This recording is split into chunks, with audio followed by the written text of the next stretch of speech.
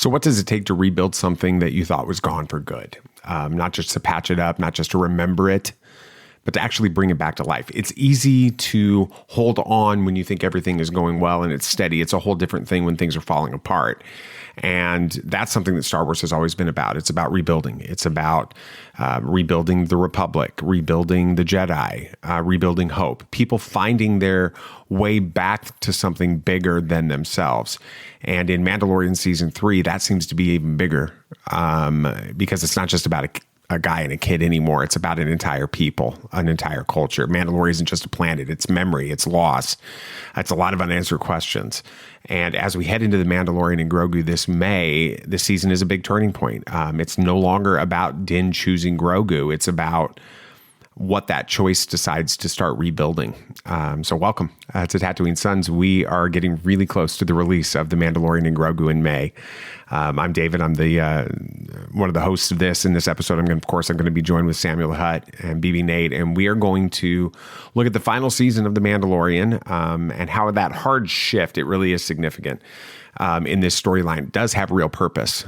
And going into The Mandalorian and Grogu. But before we get into that discussion, please take a second to like this video, subscribe to the channel, turn on notifications.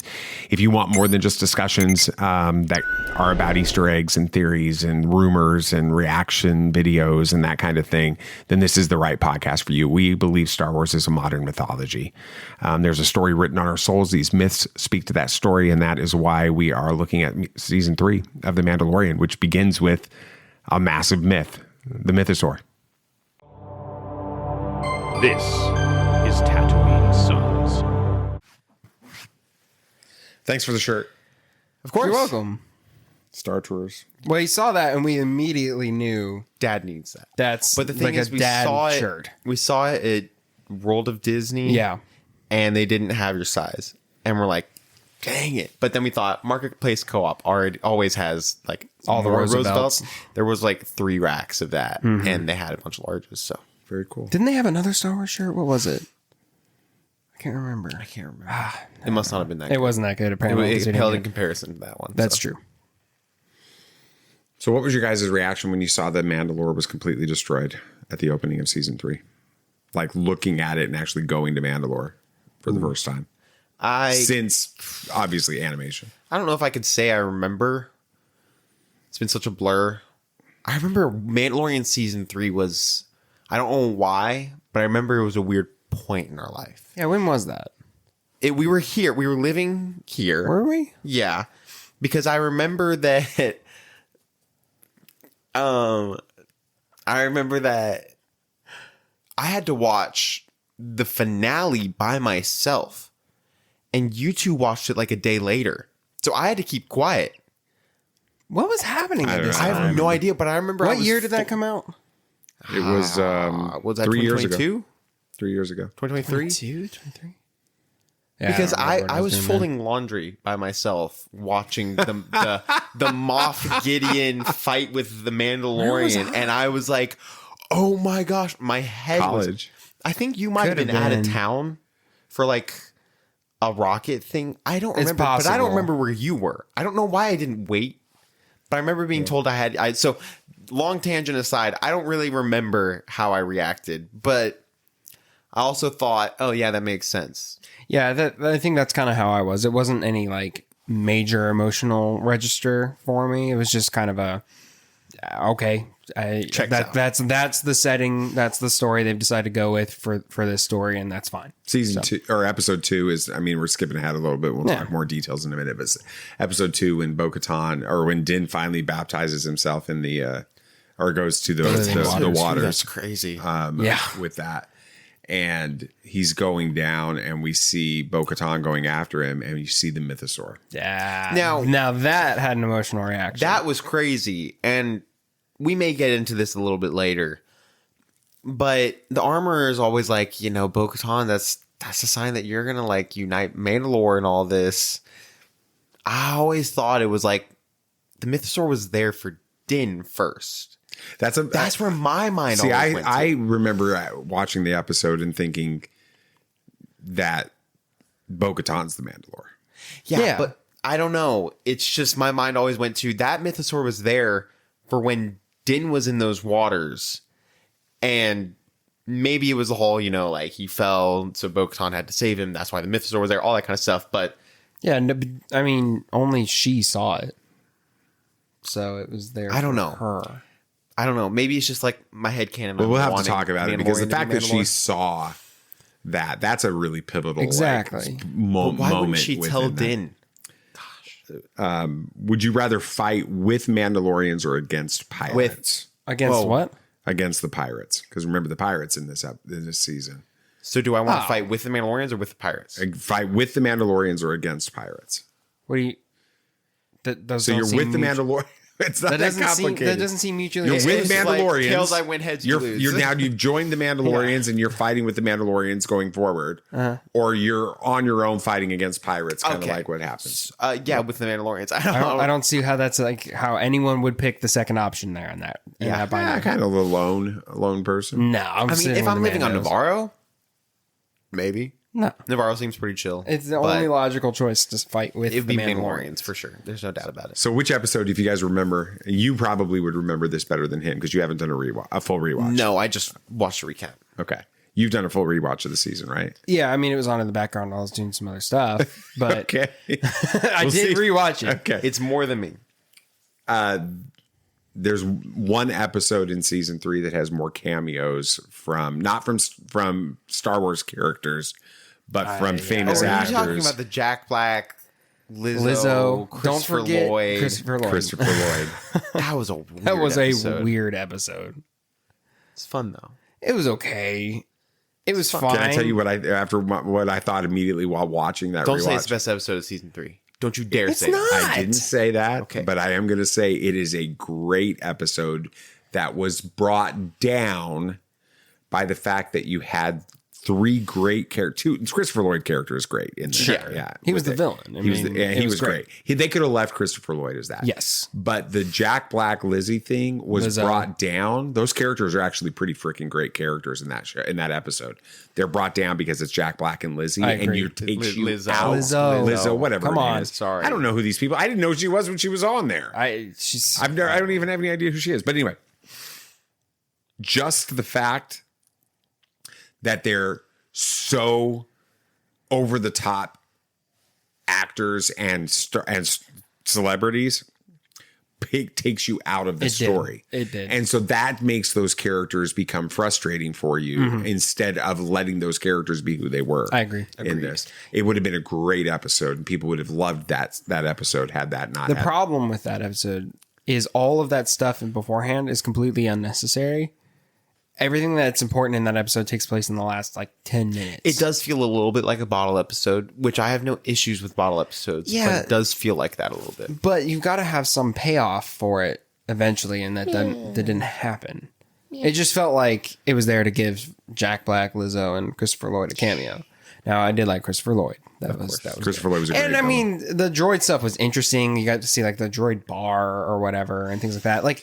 And it was a detective story. That was a really cool story. It was cool. It was cool stuff. Don't get me wrong, but I think the other thing that brought it down is it was set so far into the season as well. It is like episode 5 or 6. Yeah. So I feel like that hurts it as well. You can have, as Nathan described it, bottle episodes earlier on. That makes sense. But when you put it so far in, when a lot of character development and plot development has happened, and then it's just kind of like everything comes to a screeching halt for a minute, we've got to do this side quest for the last 10 minutes to move the story forward. I think that also hurt the episode a little bit.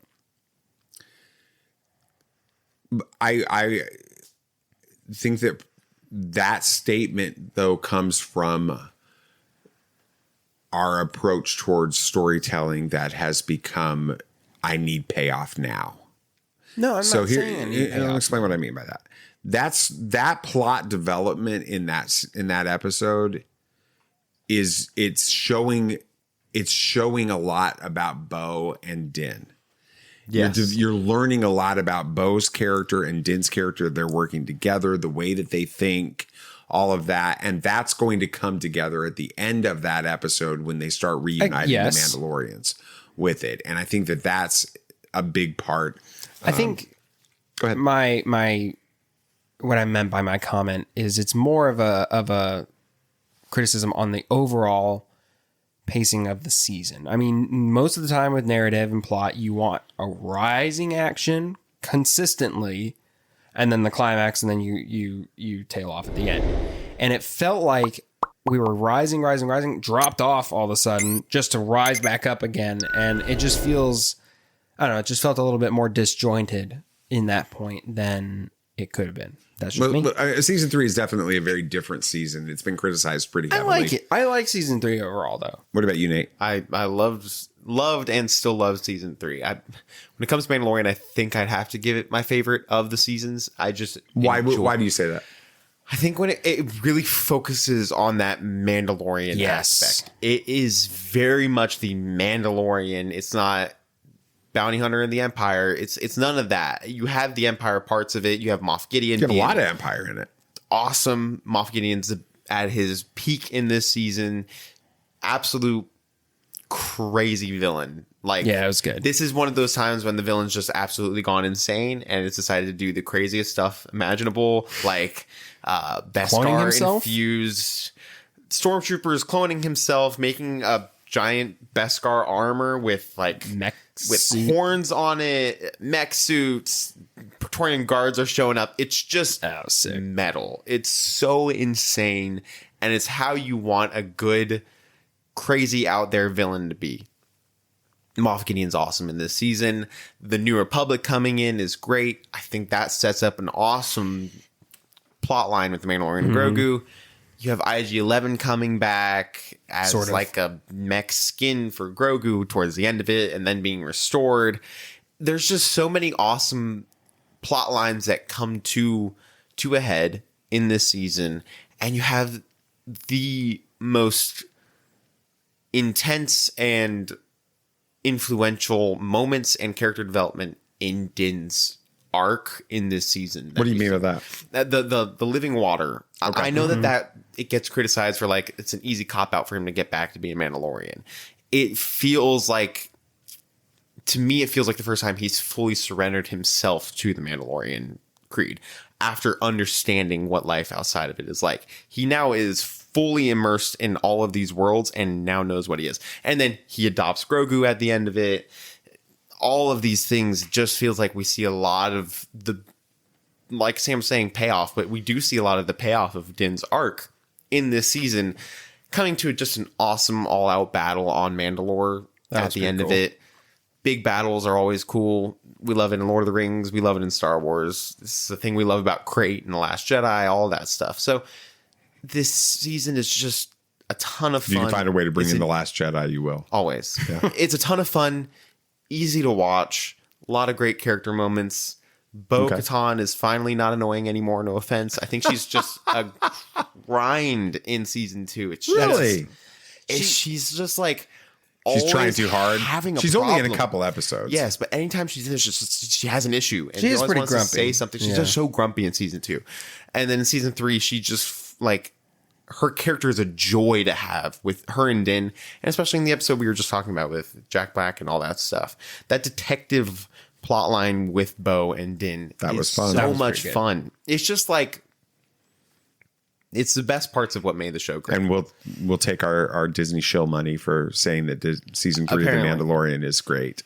Maybe I just like things. I don't know. Maybe I like to have fun. Maybe we just have a different approach towards Star Wars. I wish we got shill money for saying this. We're doing this for free. God. Sam, why do you think people have got such a problem with season 3?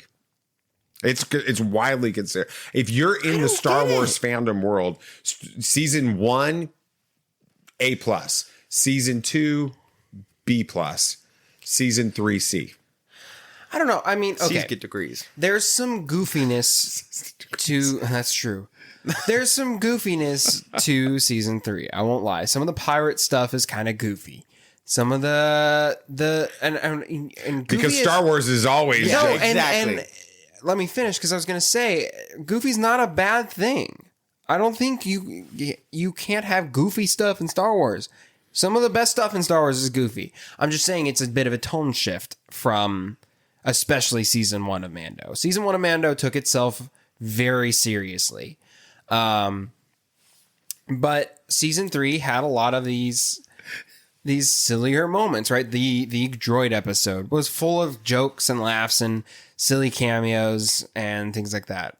So I think those being present, we just have to acknowledge the dog in the room. We have a guest of the podcast today. He was so wanted laying to be still, wanting to be in the room with us, in the room And so now bad, he's- with his blue mohawk. and he had an itch. Captain Come Rex, here, Rex. named after Rex, Captain Rex, but also named after Rex, right? Yeah. R3X, and the dinosaur from Toy no, And the Story. dinosaur. that's what No. we told Mom, so she'd let us name him that. Exactly. Okay, she's convinced of that. But I think that's that I can see that being a complaint for season 3. It's got some weird tone shifts, and it's also kind of a bigger story. It's a story shift. I think that's the biggest issue. Season 1 of The Mandalorian is the bounty hunter and the child. Yeah. It's all that, right? Season 2 is, as we talked about a couple episodes ago, it's this expansion, right? This is where, for the first time, Din meets other Mandalorians outside of the Children of the Watch, sees them take off their helmets, starts to realize there's a bigger version of the Mandalorian idea that's out there. What it means is different. He starts to go to the point where he's willing to risk everything to save Grogu with this. They're going after the Jedi. He meets Ahsoka, his first Jedi he ever meets, with this. So this is this bigger galaxy in season 2. Hold on. And then season 3, it's how he's going to react to that new reality that he's entered into in season 2. And so it's supposed to, and originally, I mean, even, as we're talking about Mandalorian and Grogu, Jon Favreau has said season 4 of the Mandalorian and Grogu, or Mandalorian, was going to set up the bigger story of the Imperial Remnant that was going to tie to Ahsoka season 2.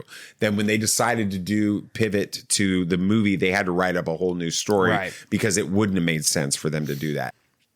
So anyway, that's why I think that that people struggle with it, because it's just a very different feel. Well,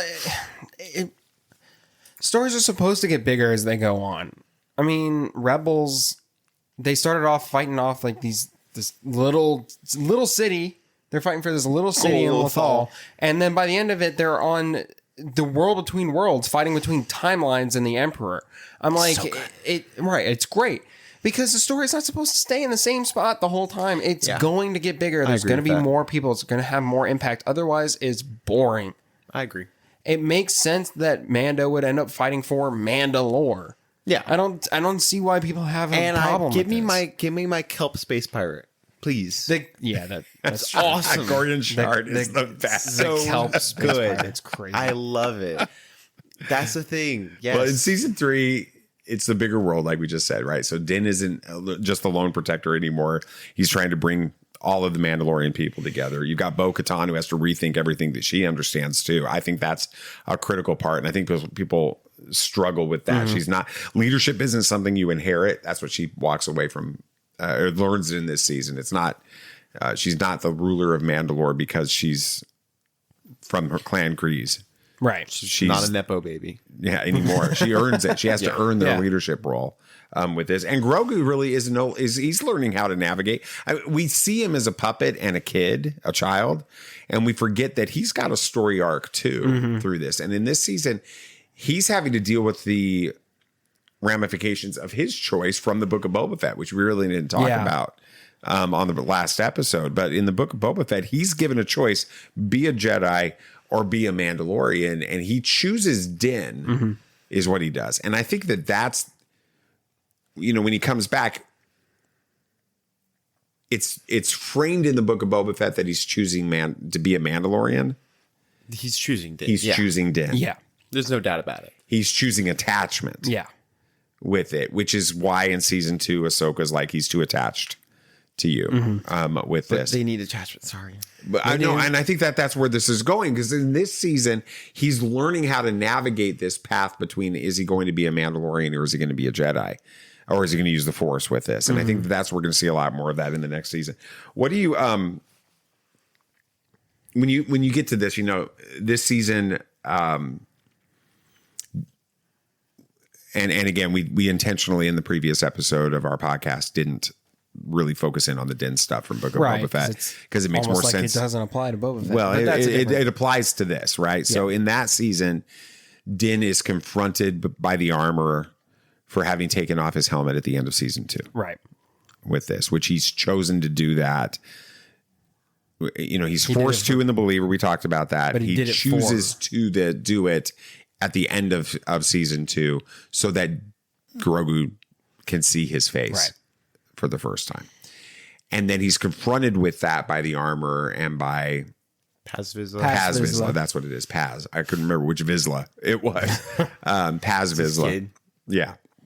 So he's confronted by that and told he's no longer welcome into the covert to be a part of the Children of the Watch. He's no longer a Mandalorian. Right. So then in season 3, he wants to redeem himself, right? Mm-hmm. He's discovered what the waters of Mandalore are potentially there. If he can find those waters and be baptized in them, then that resets all of this. And that's what opens up with this. You know, let's talk a little bit about that. We were teasing it or touching on it. That moment, is it a cheapening of Mandalore of the story? Because you know, you a couple episodes ago were frustrated because it seems like there's all these reversals, right? He loses the Razor Crest, he's going to get it back. He gives up Grogu, Grogu comes back. He's kicked out of in Book of Boba Fett. He's kicked out of the Mandalorian or out of the Children of the Watch, and in this one, he's given an opportunity. Well, if you just find these waters, you can go get baptized, and that's a criticism of the show and of this season. Do you think it's a cheapening or do you think it's something different? I think you have to look at it. I've thought about it some more, and you have to look at it with the right mindset in that, yeah, the action of finding the water and taking a bath real quick is easy, but it's not the action behind it. It's the meaning, the mindset behind it. And I think the reason that we're able to think that way is it's no different from baptism in a Christian sense. You can go to a baptismal and get dunked in the water by a Baptist easy. But what it is it's a representation of a decision you've made, a deeper meaning within your heart. And I think that for Din Djarin, he's decided, like Nathan said, he's seen what life is like outside of the covert. Right, being separated from his people, he doesn't want that. So he's made this decision to stay in the thing. So yeah, getting in the water was easy. Sure, it was simple. It isn't easy in this episode, but it's simple, right? But it's not just I don't think it's just the act of getting in some water. I think it's why he's doing it, the mindset and the heart behind why he did it. Yeah, I can agree with that. Also, looking at it from specifically a show perspective, it's an amazing MacGuffin to get him onto Mandalore and have that come into play. Very true. It's the best way for that to come into play here, because without that, I don't know why they would need to go to Mandalore. I don't know. And Din gets captured. Grogu brings in Bo. Bo sees a mythosaur. They go to reclaim Mandalore. So all of that is how the season plays out, is because of that decision. And I do agree with Sam and his sentiments on that. I do think that is a big part of why we have him go there. It is that decision to be in the Creed again. But I think we really see him kind of have this finalization of his character arc in learning what it means to be a Mandalorian up until this point. And then he's pretty set in it after that point. Yeah. Din is going back to Mandalore because of his belief in what it means to be a Mandalorian. Mm-hmm. And his desire to choose to do whatever it takes to become a Mandalorian again. And it's interesting how that contrast, and Bo is forced to come to Mandalore as well with this, as you just mentioned, Nate. But she's coming at this from a 180 degree difference. She's born Mandalorian. Right. She doesn't even really believe in any of this stuff. Right. It's just tradition. It's just who we are. We're Mandalorian because we're Mandalorian with it. And then she gets in the waters with him. Now she doesn't do it by choice. She would have not have gone in the waters for baptism is what I mean by choice. She chooses to go in to save Din with this. And then everything about her beliefs are turned upside down in that moment because she sees her eyes are opened. Is literally, it's kind of what's going on. Her eyes are open to that this myth is actually real. With this. We've touched on some previous episodes about faith and religion and those types of things, but draw some parallels. You started to a minute ago with baptism, right? Draw some parallels to how people approach faith in the real world, in our world, as far as you've got Din who's making this choice he's being baptized because he believes. Bo's she's experiencing this as tradition, as faith. Basically, explore that a little bit. What are your thoughts on that? She even says in the show too that she was baptized in the waters. Sure, like when she was a kid. It's tradition, right? It wasn't until she had her own personal experience that she began to start looking at it differently and believing it in a different way. Not unlike what a lot of people have in their experience with God. A lot of people grow up in church or Christian faith or Christian faith, religion and that kind of thing, right? Yeah. Many people grow up in a religious household or something. They go through the motions. Baptized as a kid when everybody else is baptized, or baptized as an infant when you were in the traditions that do that. Yeah. And so, you may not, you've heard the stories, but you haven't had a personal experience with it. And once you do, whatever that may be, it takes on a totally different meaning. Yeah. And one thing I love too is kind of, a little bit, not off topic, but one thing I love about this season is they get back to the covert. Mando and Bo get back to the covert, right? And, they explain that Din had baptized in the waters and it was proven true and there was a witness. And then the armor goes to Bo and she's like, did you enter the water? And she's like, I did. And she's like, have you taken off your helmet yet? And she's like, no. Then she's like, welcome to the family. It's like, and then everyone who is hostile to her, all the other Mandalorians who were hostile to her a second ago, immediately start embracing her and welcoming her in. Like, no questions asked.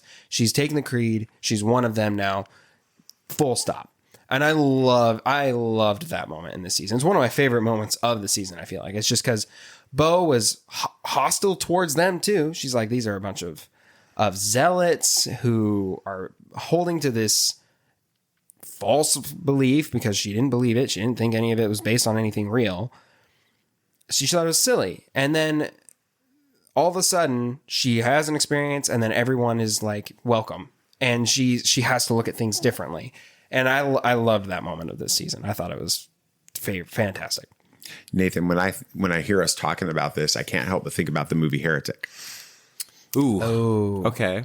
Because you have those two Mormon missionaries in that would go to Hugh Grant's home to witness to him because he's requested somebody to come, and he's been doing this obviously for a while. And it's a horror movie if you haven't seen it. It's for everybody that's listening or watching. Wild. But the difference between those two is the one girl has grown up in the faith, and the other came to the Mormon faith as a teenager, and she's the one that stays true to her faith because she made that choice to believe, versus the one that grew up in it who denies her faith with it. It feels very similar to what's going on between Bo and this. I'm a Mandalorian because my family are Mandalorians. I'm part of the Mandalorian clan by blood versus choosing to be a Mandalorian with that.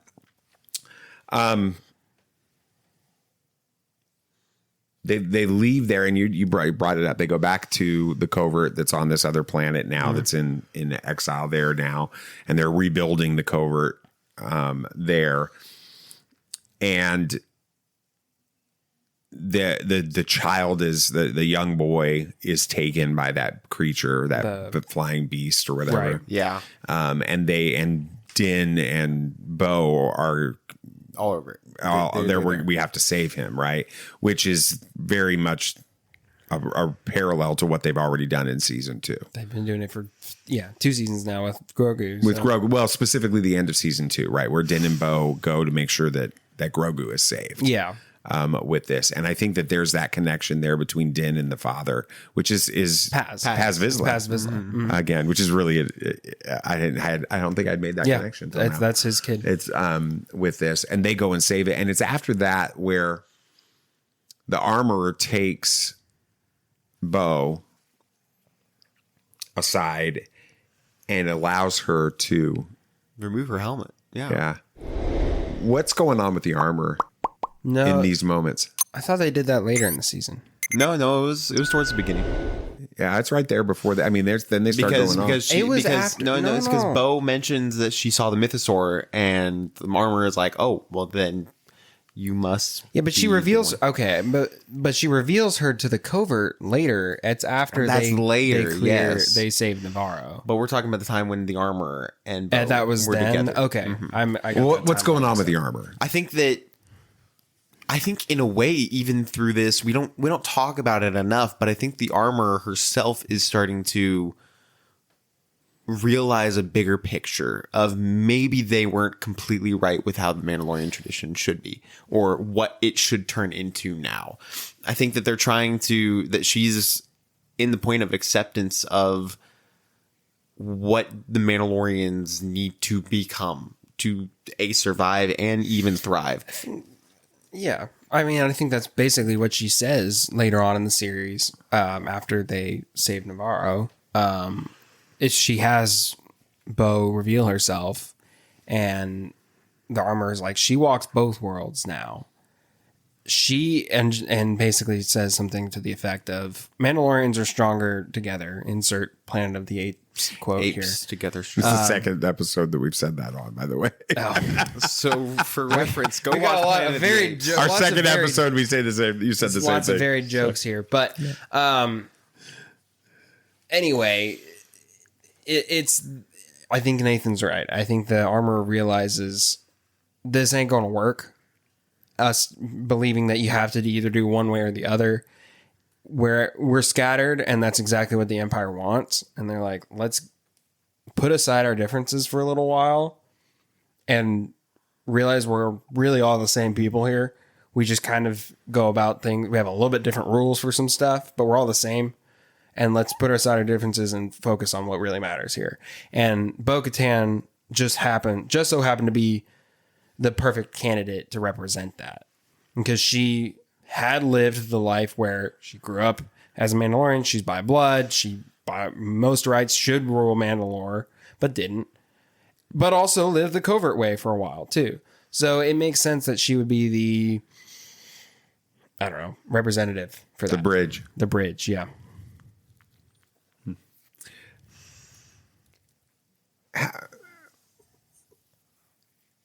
I'm trying to remember kind of where the season goes after that. So you guys were talking about going to Navarro with this, and they get there, and obviously it's the pirates that are coming after the Navarro because of what happened earlier. I like this kelp pirate. I like the kelp pirate. And the second, I think it's the very first episode, even is where the pirates are brought in, and that turns into what is his name again? Gorian Shard comes back to take over Navarro. Yep. With this. What's talk a little bit about what that experience is when they start to go and they try to bring in these this group of Mandalorians that had left Bo, that had turned their back on Bo in order to bring them back in. I'm trying to kind of think through how that fits into the larger story here. You mean how they bring in like the Death Watch? Yeah. And all that? Yeah, I mean, I think it's a common enemy that brings them together. I mean, this kind of started all the way back in, I guess, the second episode when, or whatever episode it was, that Bo and Din went to help save the foundling, Paz Vizsla's kid. They realized that, they have to work together to save who they care about, Bo being a Death Watch and then Din being this covert. And that's when Din implores the covert to be like, hey, I know a friend. He needs my help. He's like, I know I've asked a lot of you guys so far, and kind of screwed up everything, but I got to ask for your help one more time. But because they trust him, they're willing to go do that. And then Bo realizes they're going to need some, I think that right after that, they go to that planet to get the Death Watch. Or is it the Death Watch? No, Children of the Watch. I'm saying this all wrong. No, Children of the Watch are with the armor. It's the oh gosh, the other Mandalorians. It's whoever. I don't remember. Bo's. I can't remember who they're called. They're not the Night Owls. Yeah. Are they? Yeah, the Night Owls. The Night Owls. Then I knew it was owls because Bo-Katan's got the owl on her. Right. It's some owls. What does that even mean? Okay. It's just some owls. It's them owls. Okay, thank you. Anyway. This is what happens when Nathan hasn't slept. I'm not. 3 weeks of nothing. I'm so tired. It's them owls, isn't it? It's them owls, man. Them owls are getting me. Oh man. Anyway, they go and they finally have a common enemy, a common thing to drive them together, and that's what they needed, and the pirates were the enemy for that. I don't really know where I was going with that. Kind of got thrown off a little bit, but we'll keep going. We're chilling. We'll keep pushing forward. I do think that while I love this season, and maybe it's just because we're talking through it, and maybe it's because I haven't watched it in 3 years. 3 years. Wow. I feel like we get a little bit repetitive towards the middle of the season. We kind of are like, okay, we got to get all these people together. We're getting a group together. It feels like that Phineas and Ferb episode where they get the band back together. Oh, the one with Love Handle? Yeah, with Love Handle. Yeah. They keep getting all these people to be a part of the group, and we know we're getting to some place. We aren't sure. Like, are you criticizing Phineas and Ferb right now? No, I love that. I'm not saying that it's an issue, but I'm saying that we do have a lot of, like, not insulting the intelligence of the audience, but we all know this is building to something bigger, and they haven't even tipped their hand on it yet towards like halfway through the season, and then we're like, oh wait, Moff Gideon escaped his prison. Well, they do. Actually, they do. Because that's it's middle of the season. I think a third or fourth episode even. Yeah, I think it's a fourth episode. Is when they go back to Coruscant, and they have a whole episode that basically doesn't have Gideon. Oh, that's right. Oh, it's the one with it has Dr. Pershing. It has Dr. Pershing. Oh, please be careful with that. My bad. It's just she really struggles with writing sometimes, and Katie O'Brien. Yeah, that's her. It's just she's in everything, and she always is the same character. It's like she will be the biggest. She was in Mission Impossible. It's the same character. She's in Running Man. Running Man character. Yep. She was in the submarine. Final Reckoning. So the thing is like it's going to be the biggest like indication of our times in like 30 years. We're going to look back and like she's going to be. It's going to be instead of 6 degrees of Kevin Bacon, it's going to be 6 degrees of Katie O'Brien. Yeah, exactly.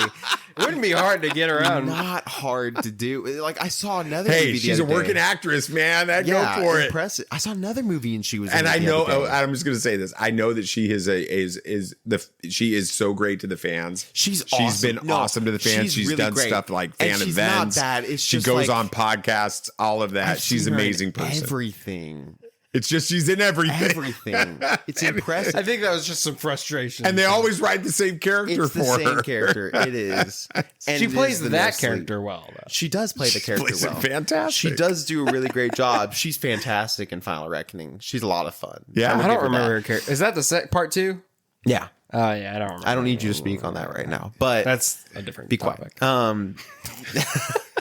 But we really, like I was saying, the repetition that we start to come into, it gets a little like, okay, where we're going. And then I do think that the episode on Coruscant, while good, I do enjoy that episode. I think the episode on Coruscant is fantastic. It does hit like a, wait, where are we going with this kind of thing? It's also apparently kind of forgettable Yeah. We all forgot it happened. I just watched that show and I forgot it happened. I just watched the recap and honestly forgot. If there's anything that's a bottle episode, it's that one. Yeah. But that one also starts to bring in the Imperial Remnant more. Bring in the fact that Katie O'Brien is actually still working. It shows with that there's Moff Gideon. corruption within the New Republic itself. You that start they're seeing not even seeing. you start getting the Shadow Council stuff. Yeah, you do with this. So it's interesting. It's just, I think that could be. I can understand how that would be an issue. I do think the season lends itself very well for the payoff of those last like 3 episodes is so good. It's so good in this season. So it helps itself there. When Moff Gideon does come in to the story with this, and we start having that Shadow Council meeting with all of the hologram versions of these Imperial Moffs, you've got I'm going to blank on the names of some of them. One of them was really big in the Heir to the Empire stuff. I think it starts with a P. Yeah, I can't remember. No, you're thinking of Pershing, I think. Already, No. Anyway, Whatever his name. they've got that. But then you've got 2 characters in that Shadow Council that are actually very clearly in the Mandalorian and Grogu. With that, one of them you see in pretty much all the trailers. He's on the snow planet behind the desk. With the beard, he's I know you're talking about. in the Shadow Council as they're having the conversations, and you've got Hux in that Shadow Council. You've got Brendel Hux. Well, you got Hux's daddy. Yeah, well, that's what I mean. With that, you've got that. They talk about Project Necromancer. They talk about bringing in Thrawn, and there's clearly 2 different factions that are vying for control within the Empire in that moment. With it. And so what's your impressions of how the Empire is fitting into things right now as we're getting into season 3, finishing, getting through this and moving forward? What's the Empire's like? Is it just really, are we just doing that in order to get Moff Gideon to the end of the story? Or is there more that's going on here that we're trying to set up? I think we're truly trying to set up First Order stuff, all that stuff that we see with that. I think we're in the moment of we end up knowing who the leader of it becomes, but where we are at in the story, it's like who will take that mantle, who takes the First Order to that next step. How does it become Snoke? We know that Snoke is a clone. I think that was confirmed by this point in Mandalorian. They talk about that. That was revealed in season 2. That. So we see that being a plot line through it all. And we know where it's ending up, but how does it get to that point? And then some of us think it's Moff, especially when he goes... Moff is a title, by the way. Moff Gideon. Okay. Like Grand Moff Tarkin. Yes, but that's Grand Moff. That's a title, too. But I only call him Tarkin. Bruh. I think of Moff So Gideon. Gideon is Gideon. No, I think of Moff Gideon is Moff. You don't call Thrawn Admiral. It's almost like when Obi-Wan Kenobi in A New Hope, he calls Darth Vader Darth, like it's his first name. Yeah. Yeah. See? Kenobi and I are on the same wavelength. In the Obi-Wan Kenobi series, the last thing that Kenobi says to Anakin as he's leaving, he calls him Darth again. Yeah. You guys recognize that? Do you remember? No, that? I didn't. He calls him by Darth again, so I guess that's So, okay. yeah, Kenobi and I are on the same page here. I don't know why y'all are having an issue with it. We're good. But we see Gideon. There we go. Thanks. Yeah, we see... I don't even remember where I was... No, we see Gideon's clones, and we see the Mandalorian discover those. We think... I remember when I first saw that, I'm like, we're going to see those... We're going to see them Snoke things in the tubes. And then we see it's Force-sensitive Gideon clones, which... way out of left field. He's lost his mind.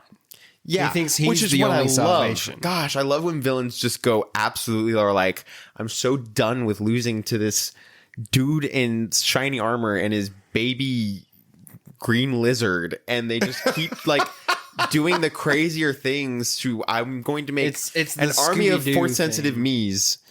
Yes, it's so good. Those And meddling kids. yes, Meddling Mandalorians. Exactly. It's like freaking Voldemort in Harry Potter, not able to win against these things Against high schoolers. Against high schoolers, who he should be able to beat. Granted, Gideon should have destroyed these Mandalorians a long time ago. With ease. No, that's not true though, because the Empire is in shambles.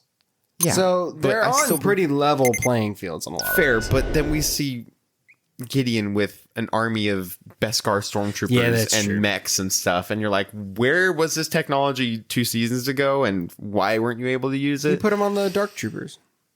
Okay, Well, he's been trying to get that technology back. and he did That right, and so and he still is destroyed by his own ship falling and killing him and his base. So Or so we think.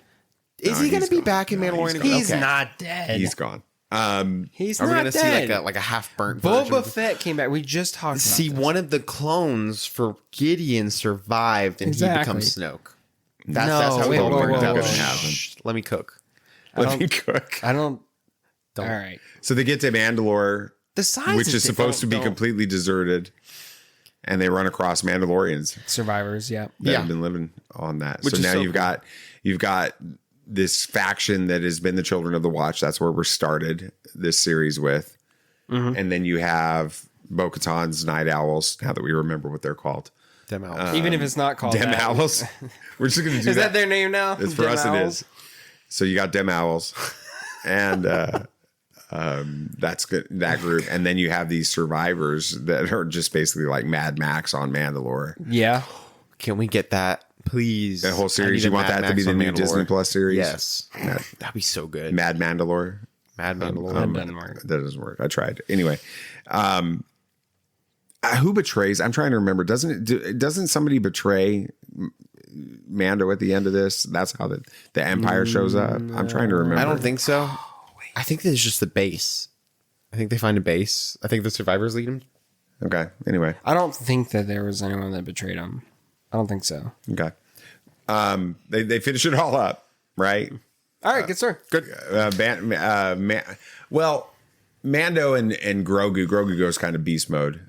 He does. At the end of this episode. Heck yeah. With this, where does that connect to who is Grogu by the end? Grogu by the end of this series. Grogu, I think, is fully in tune. Well, not fully, but like pretty close to in tune with his powers at this point.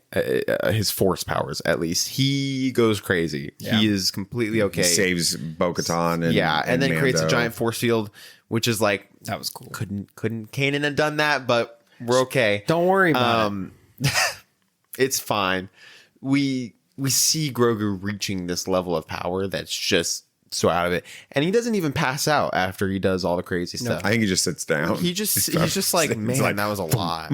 Yeah, but he doesn't pass out like he has in the previous seasons.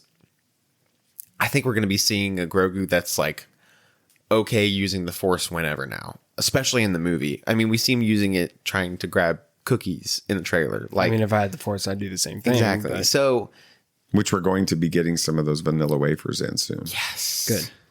yes. But I'll have to come over and get some. I think we're going to see a Grogu that I really hope fully submits himself to the Force and becomes Mandalorian. I want to see that. I really, really want Grogu to be the one that reforges the Darksaber. Yeah, what do you think? What was that reaction for you? I mean, what do you think about that with the that's Darksaber right, they did without it's destroyed? Mandalore is reunited. They're on Mandalore now. They're going to rebuild Mandalore. They've figured out how to basically terraform, Mandalore to where it can create life again with this. But the Darksaber is destroyed. The Darksaber's destroyed. Do they reforge it? I want Grogu to reforge it so bad. He's the only Jedi. He would be amongst the them. only Jedi Mandalorian that we would have. And that would be stretch that. That's not true. that we currently have. Okay, Sabine's in another galaxy right now. Yeah, we don't talk about. Do we think Sabine would No, show up? Sabine's not They gonna can't. do it. They can't do that. She's not going to not- show up in Mandalorian and Grogu. No, but she's not Ezra? even. She doesn't follow the Mandalorian. Could we see Ezra and Grogu together? That'd be cool. It would die. only make sense for Grogu to reforge the I Darksaber agree. because it was initially forged by a Mandalorian Jedi. Agreed. Grogu is the only Mandalorian Jedi In this galaxy. really kind of around at all. Yeah. Bo is a Mandalorian, but not. She's to not a the Jedi. No, and she's not like that kind of Mandalorian. She's more like Talking the about Sabine? Sabine. Sorry, You said Bo. Yeah. yeah. Sorry, Sabine. She's more like the Boba Fett kind of Mandalorian. Yeah. You know what I I agree mean? with that. I have no idea what you mean by that. Just like not a lesser type of Mandalorian, but one who's just not as doesn't really care as much about the title of being a Mandalorian. She just happens to be one. Same with Yeah. Boba Fett. So it would make sense for her to want to reforge the Darksaber and lead them. That's just not her thing. Yeah, I would love for Grogu to be the one that would. But the only problem is Grogu's like a child, so it would be weird for him to rule Mandalore. I don't even think he could build a lightsaber. He's older than literally anybody else in age, but not like maturity. Let's talk about. I want to talk about Grogu for a second. So as far as his development in this, why doesn't Grogu talk at this age? Is it because he's young, or is it because he's damaged? I think it's because he's young. I don't think he wants to say much. We don't know Yaddle's speech patterns. Yeah, we do. Yeah, she is. She's all over Tales of the Jedi. She's normal. Oh, that's right. You're right. Yoda's the only weird one. Yoda's the only weird one. Who knows at this point? Maybe, I don't know. I think Yoda was what, 900? Mm-hmm. Yeah, but he was a Jedi. He was on the council by age 100. Oh. Wait, what? Yeah, he just wanted... Yeah, exactly. He's Maybe there's not a growth young. spurt. Like between years 50 and 100, I want you get to, a major growth It's like spurt. he's about to hit puberty in the Mandalorian and Grogu. Yeah, this may be angsty teenage Grogu coming up. It's kind of like It's going to be like Guardians of the Galaxy with Groot. Yeah, Groot, please. I'm not kidding. Please don't do that. That would be miserable. And this, he's sitting in the back of the Razor Crest with headphones on. Oh, please don't. I can't do that again. this may be a preview, like this may be a next week's episode question, but do we see Grogu go through a Force Cave situation in Mandalorian and Grogu? Because we see him on what looks to be a Dagobah-esque planet. Yeah. And He's alone. and you're scared. You should be, whoever that weird lizard creature is. Which is the same kind of the same species that in canon was Yoda's master. Yeah, we're definitely wondering getting if we get to Force Cave. I'm wondering if we get a Kyber Crystal moment. I hope. Where he forges his own saber. I hope forges he gets his own little saber, lightsaber. and he forges the dark saber.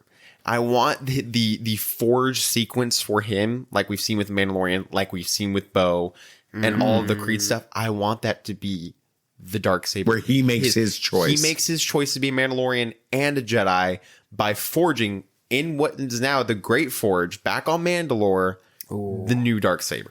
Just like how they started the forge, with piece of Din's armor after he dies, which would be sad. But we're not going to talk about that in this episode at all. We can talk about that in the next one. Not having that conversation right But now. it'll happen. I am not ready to talk about that. Anyway. that would be an amazing way to tie up that story. Though. All right, before we finish up for this episode, season 4 of Mandalorian, if they Is it had happening? No, we don't know that yet. I don't think John so. Favreau is having meetings with Dave Filoni about the future of the Mandalorian.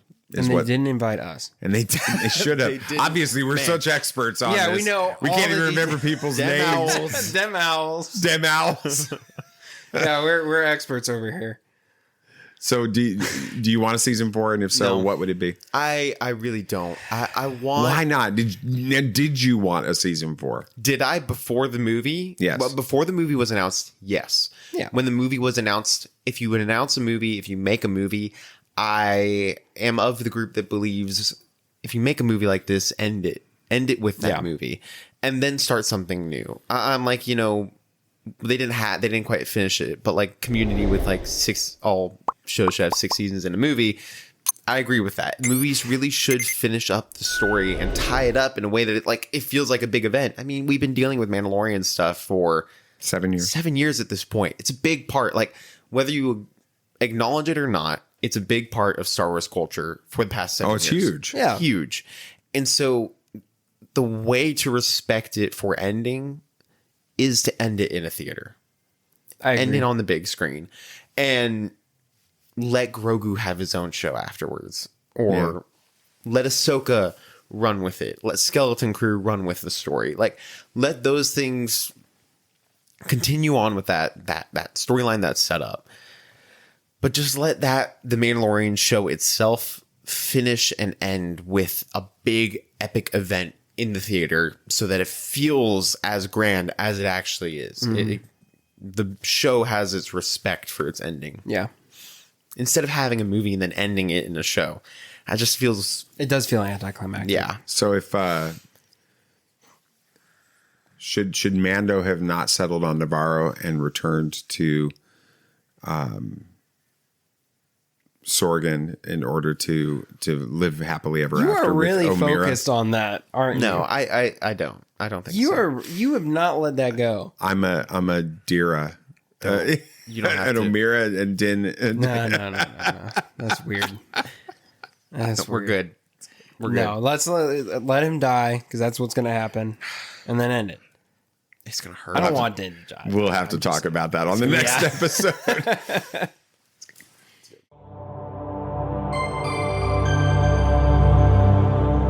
So we started by asking a question: what does it take to rebuild something that's been lost? And a lot of times it feels like going backwards. It's restoring what used to be, but the season, it shows us something different. Real restoration isn't about the past. It's about choosing together what comes next. Din doesn't just blindly follow the way anymore. He helps reshape it. Bo-Katan doesn't just take power. She earns trust. And Grogu's not just choosing a path. He's becoming something entirely new. And as we move into the Mandalorian and Grogu, that idea becomes everything.